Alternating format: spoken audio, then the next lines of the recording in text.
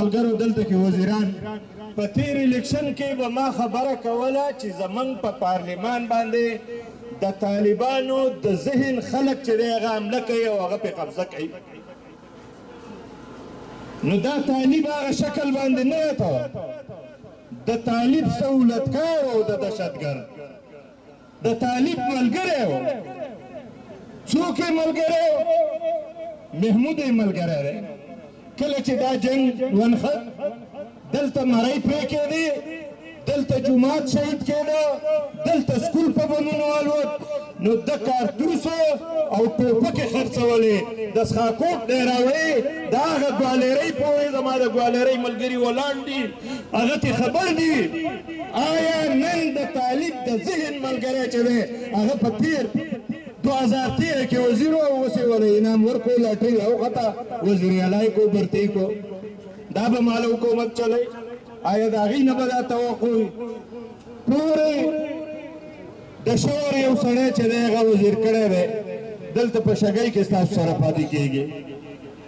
چې کله طالبان رالو دونه غټ پګوالو چې ثابت تانې د سر نه چاپېره کړی،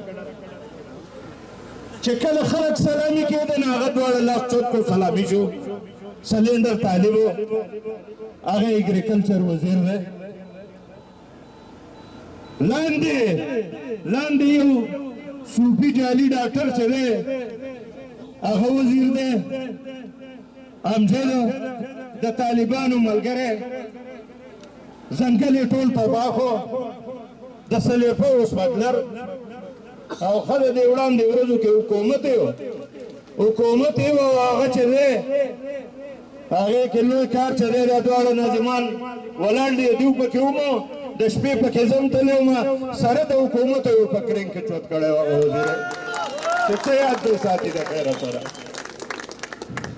زما د دیزي د ډیډک چیرمین چې دی ډېر شریف ملګری دی، شریف هلک دی، خواتونه زیات شریف ته چې هغوی د مینګورش په کروړه خلک دی او د سوات 13 کروڑه خلک دی. لکه نو بیا ځان له جدا پاکستان جوړ کړ چې وزیر اعظم شه که نه، دا به ماله ملک چلوي.